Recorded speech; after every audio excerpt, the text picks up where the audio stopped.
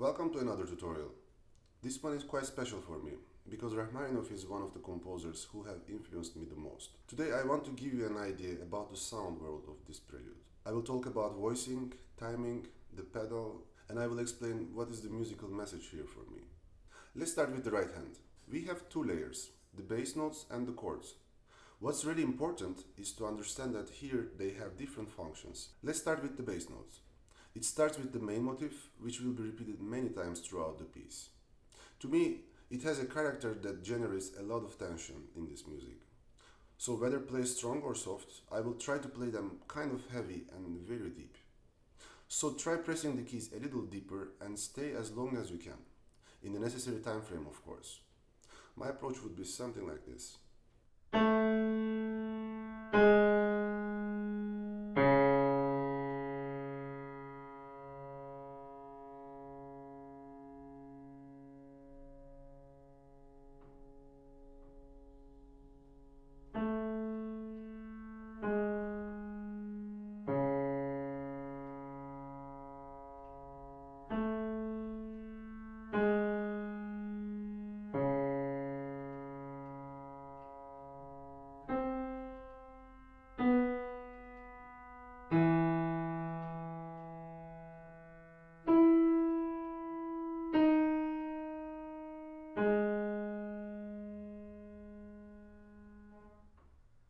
Remember, the point here is to create as much tension as possible.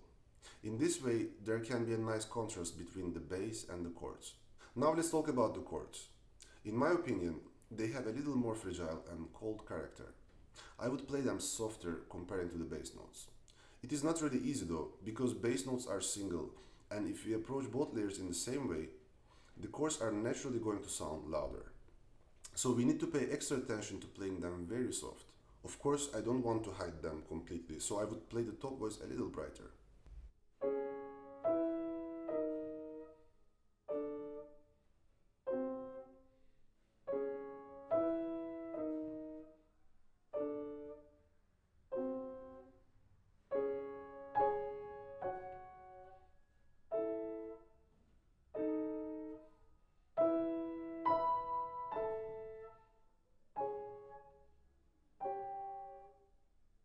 Now let's play the whole first phrase with the right hand. Try playing the bass notes deeper and the chords softer with brighter top voice. At the 7th and 8th bar, make sure you connect the chords written with a slur on the top. Let's try.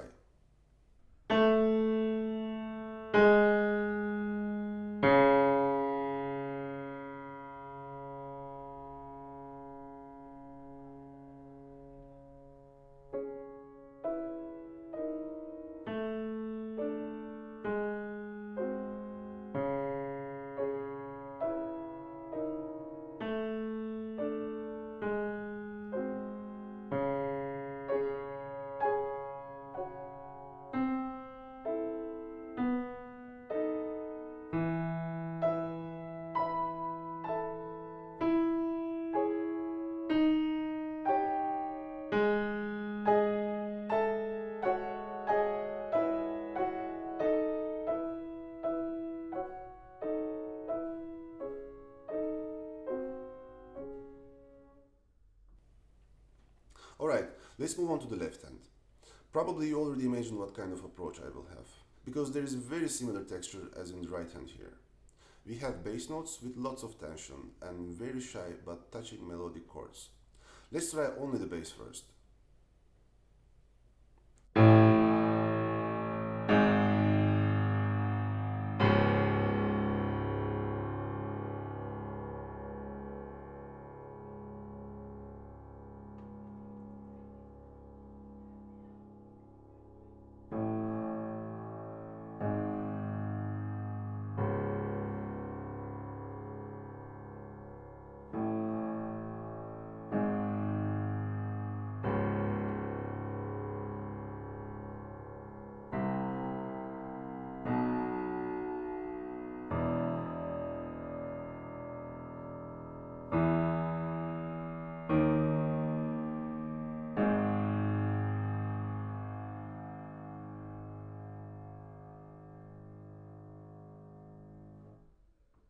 Now let's go for the chords. Here, I will also expose the top voice a little.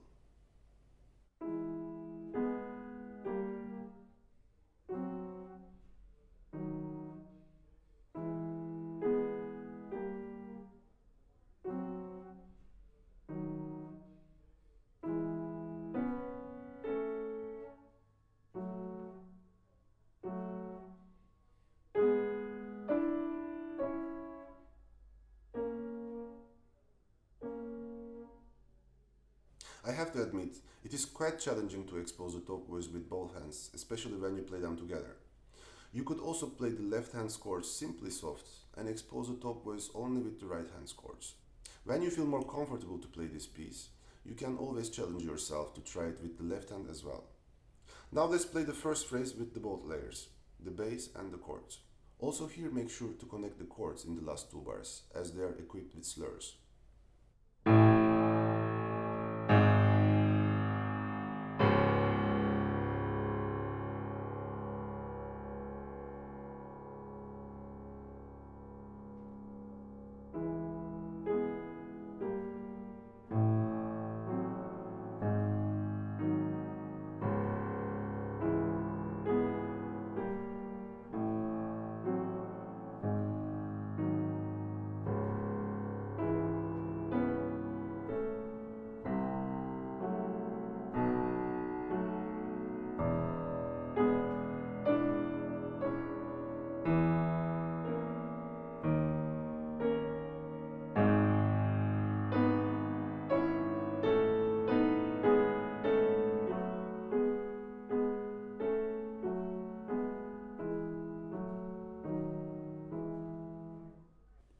So, when you are happy with how it sounds separately, the time has come to hear how they sound together. Speaking of hearing, it's very valuable to take time and really listen to all the sounds and how they create the big picture. Try to hear the connection between the bass notes when they are played at the same time. And also try hearing the top voices in both hands. Listen how they work with each other. Let's give it a try.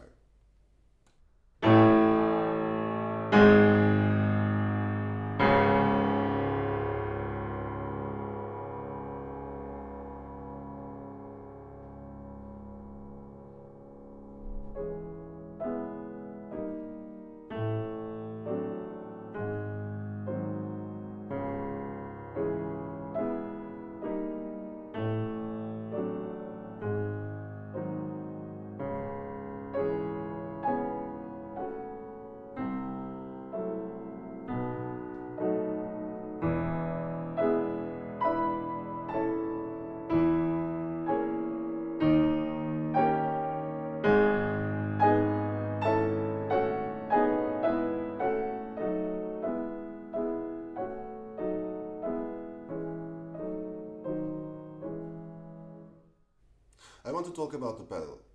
As you see, some of the bass notes are longer. If you have a modern grand, it would be much more comfortable to play because you could hold those bass notes with the middle pedal. The chords will still sound clear and transparent. Let me quickly show how it works for those who have possibility to play on a grand piano with three pedals.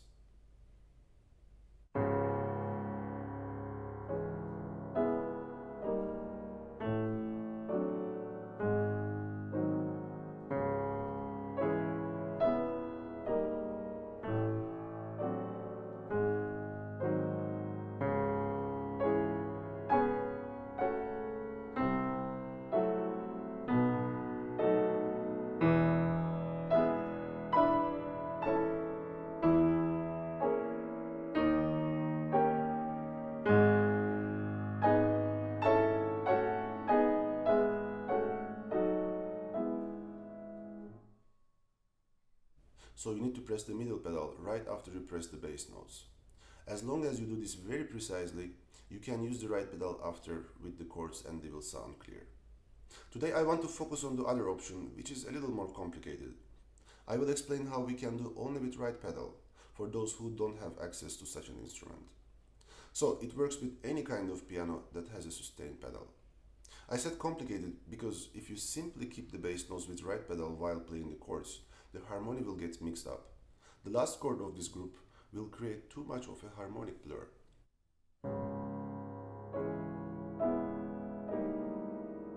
We need need to avoid this problem while keeping the long notes for their whole duration. Changing the pedal with third chords would make the bass note disappear.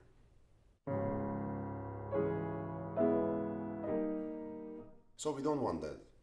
But what if we change the pedal only halfway? Instead of changing it up to the top, we could do it halfway and just quickly touch the strings with the dampers. If we do so, the long bass note will sound, maybe not as strong as at the end, but we will still hear it. And the third chord won't be disturbing anymore because of the half pedal.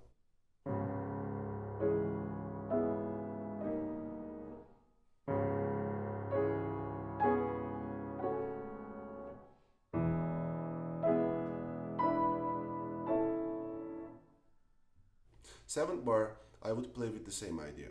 I will change the pedal halfway with the second chord and keep it halfway until the end.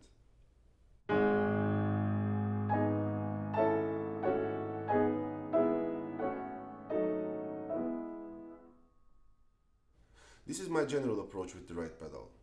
I like to use the left pedal when I play the chords. Of course, it depends on the acoustic and the instrument. If you feel it sounds too soft or you struggle to expose the top voice, you might want to try pressing it halfway. It is definitely harder to be consistent with half left pedal, but it is a solution to decreasing the softness. Also, I would make sure to use it only after the long bass notes, so I will let it go every time while playing the first beat. That will help to keep the intensity.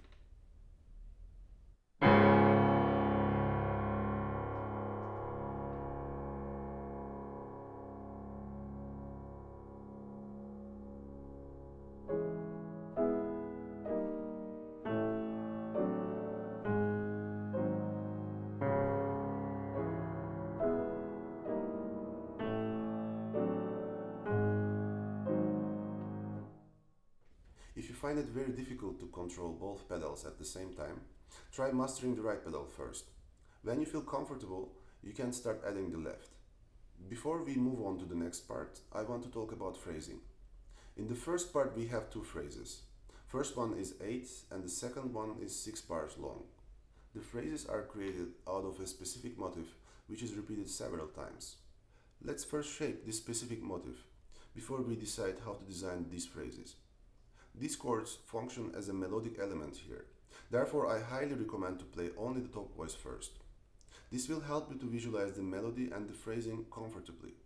I like to give attention to playing the chords that come on the beat slightly stronger. Now I will play only the bass and the upper tones with this strategy.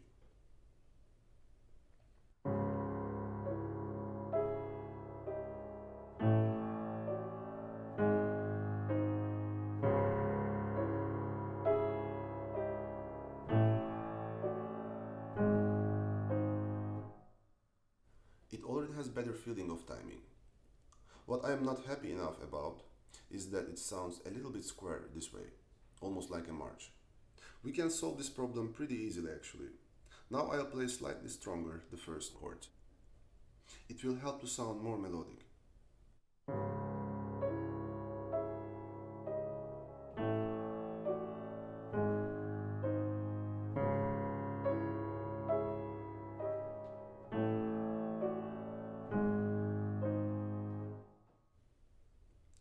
Now I will play with full chords, still with more exposed and melodic top voice of course.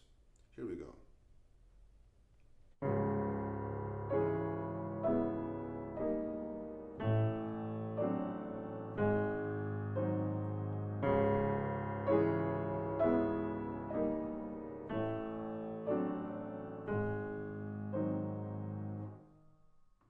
Alright guys, this was my plan for how to phrase the main motif in the piece. Now let's talk about the longer line, so the full phrase. There is a fortissimo at the beginning, so I'll need to start quite powerfully. From the third bar we have pianissimo, so I will play very softly for next 2 bars.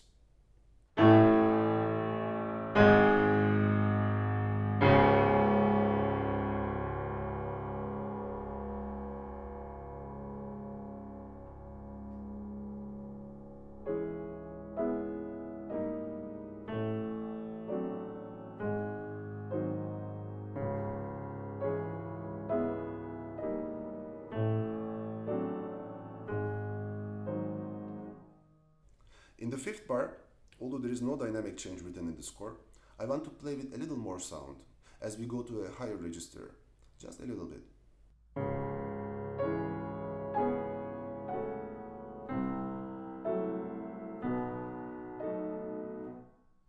In the sixth bar, I will play with even more sound than the previous bar as we go to an even higher register. Please be careful not to overdo it, because the general dynamic is still very soft.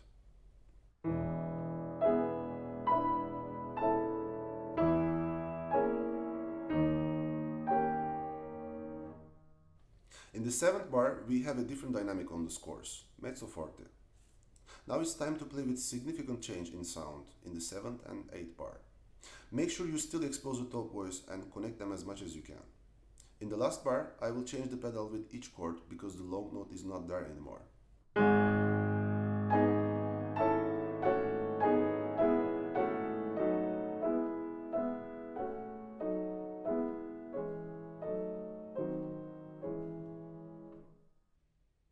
Before I play the whole first phrase, let's remember the plan. We start quite powerfully at the beginning. From the third bar on, we play very soft. All the while, we play the bass line slightly stronger. Bar number 5, we open up the sound just a little bit and even a bit more in the next bar. After that, we start with mezzo forte, so significantly more open sound. From this point on, we go gradually softer towards the end of the first phrase. I also like to play slower at the end, so the shape of the first phrase will be more clear and I'll have the possibility to start comfortably the next phrase. But of course my timing would be a little forward before that in order to make it sound logical in bigger picture. Alright, let's give it a try.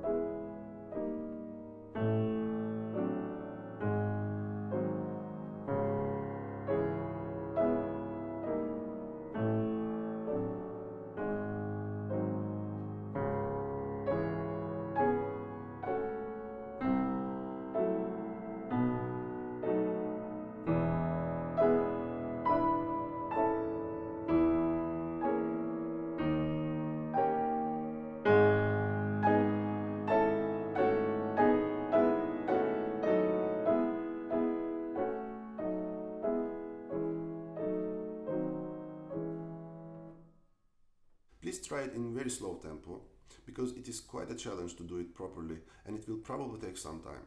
So keep trying. Now I will play the second phrase. I don't need to say much about it because we have very similar texture as the first phrase. The only thing I want to remind is to practice it first with separate hands and try seeing them as one when they are played together. The voicing approach will be very similar, although dynamically I wouldn't play as strong as the first phrase. Also, at the end of it, I would slow down and decrease the dynamics in order to create a nice transition to the next part. Let's go for it.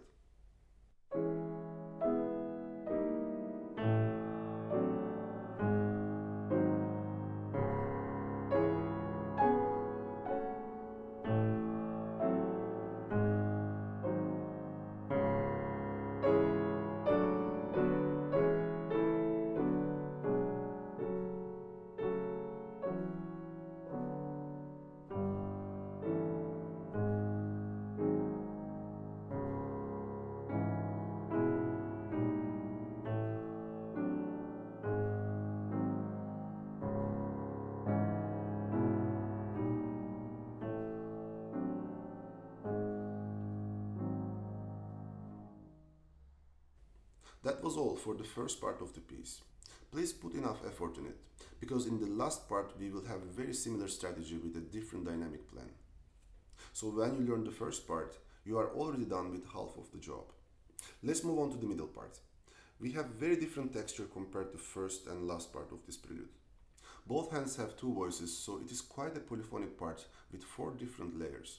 The best option we have is to make very clear voicing. We must equalize each layer carefully, depending on its function. Let's start with the right hand. We have the top layer, which happens to be the most important from all of the layers, because it is the main melody. In the first 2 bars, we have tenuto sign, which means we need to play them more intense and hold them as long as we can.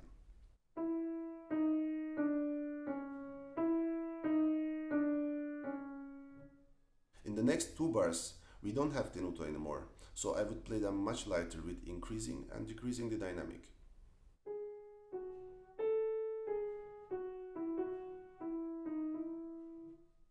Apart from that, we must take in account how to connect them properly. There are longer slurs in first two bars and shorter ones in the other two. Connect them carefully as they are written by the composer.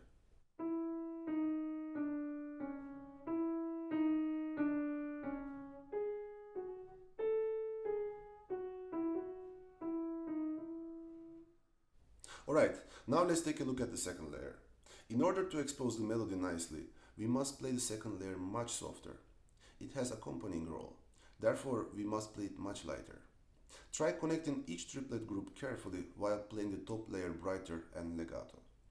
Let's play first two bars.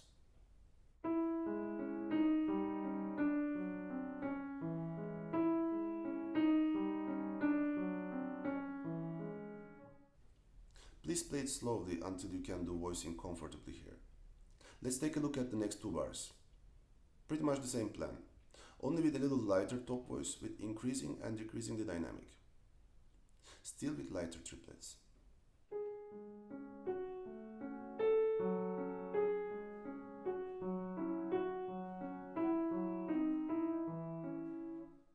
I will play the whole first phrase now. Make sure to change the pedal with every beat.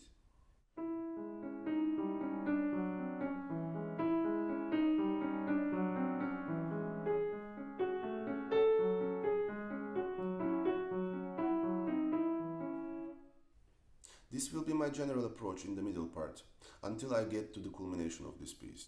Now I will play 4 phrases, so 20 bars only with the right hand. Pay attention to how I make the difference when there is an accent, tenuto or dynamic change.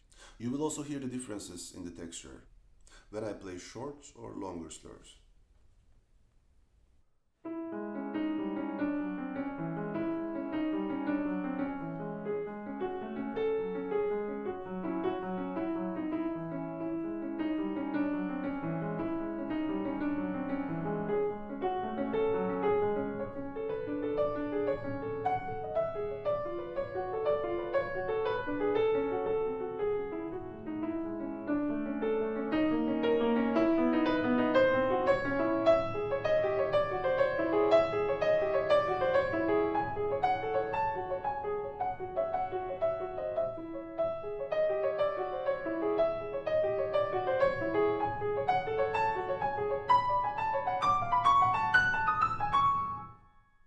Let's go for the left hand.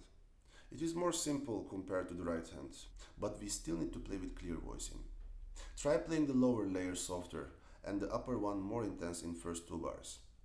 In the next 2 bars, we have only one layer anyway, so I will play it with similar dynamics as the right hand.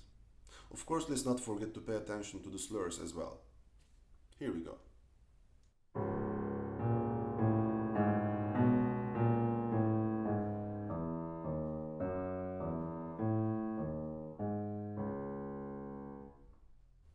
Now I will play until the culmination, only with left hand. Pay attention to how I play the double notes. I show the upper tone a little more in order to make it sound more singing. Still, I play the lower layer stronger when it's needed.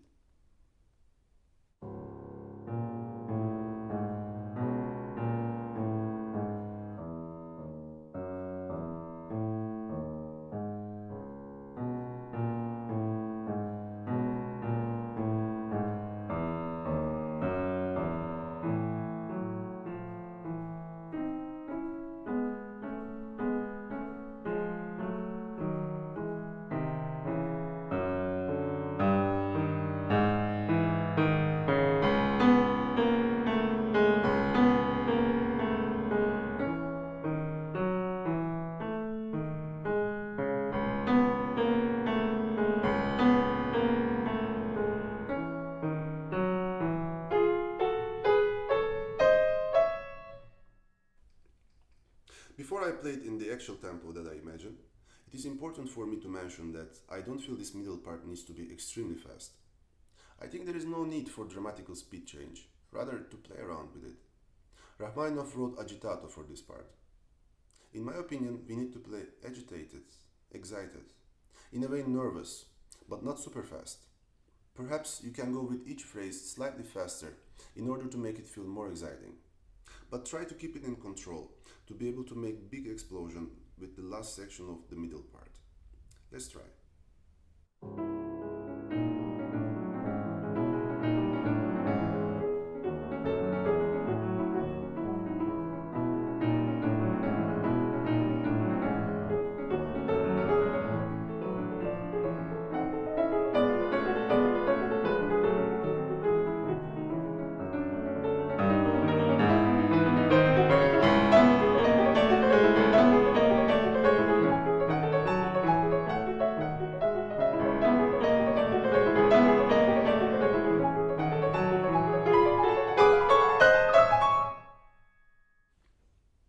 Alright, about this last section, try to give a shape to the triplets with the accents. So slightly stronger with accents and a bit softer with the rest. Also, make sure to change the pedal with each triplet group. I will play it a little slower.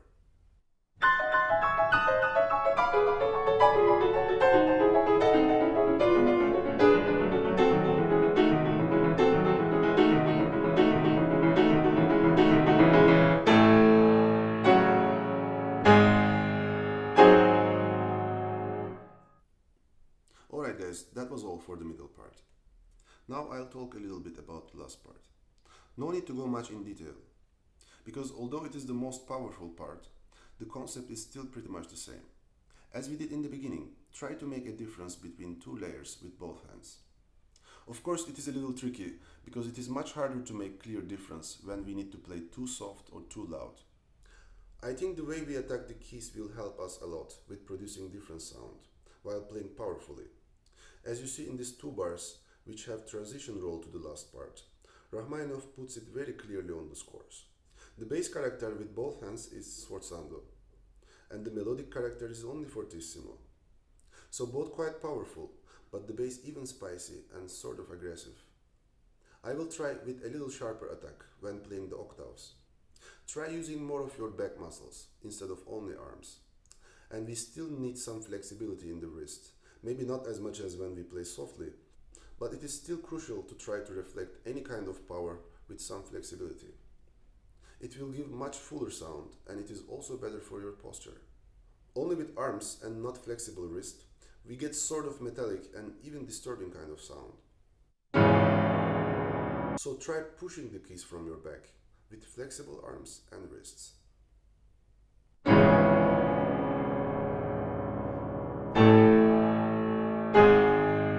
Now let's talk about the chords. I want to have a little deeper fortissimo here, not that aggressive.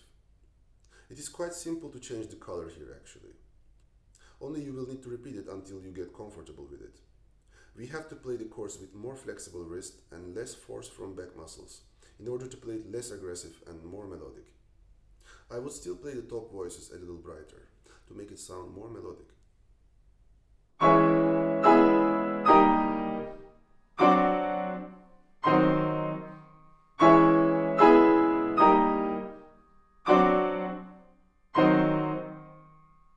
Let's play with the bass.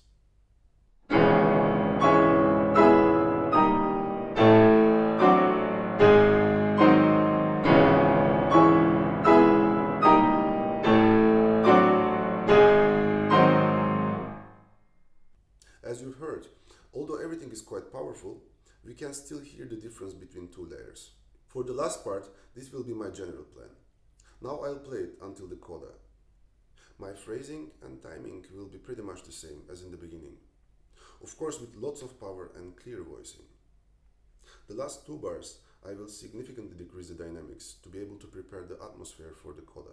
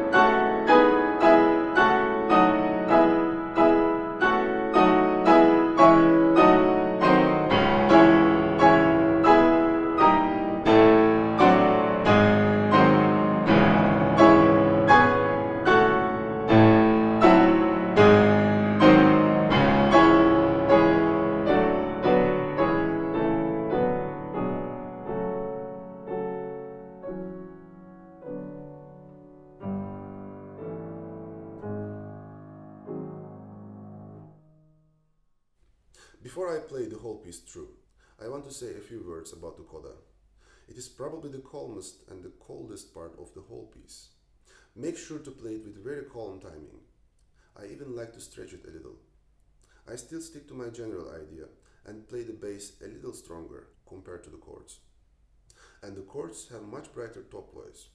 I will gradually fade out with the dynamics.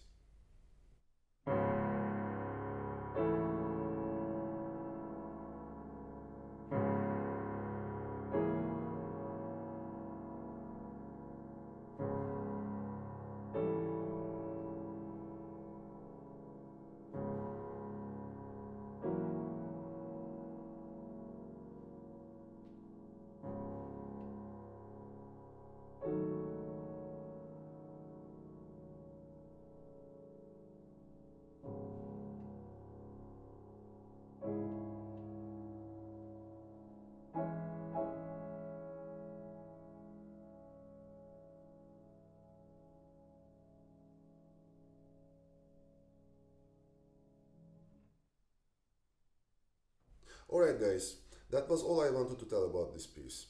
Maybe for some of you it might be too detailed or some of you less. Let me tell you this. The more detailed you play, the richer it will sound. So try not being satisfied quickly. Rather keep searching. It's a different type of joy to play. Here goes.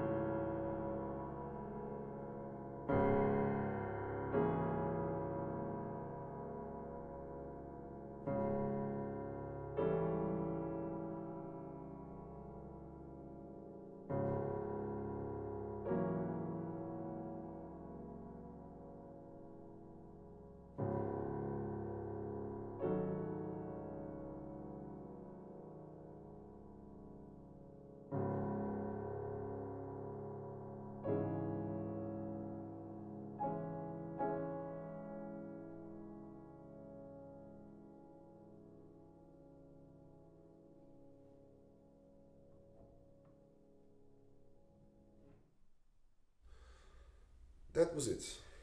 If you need the sheet music of this piece, you can download it for free in the description. There are my fingerings as well. Hope you enjoyed it. See you in the next one.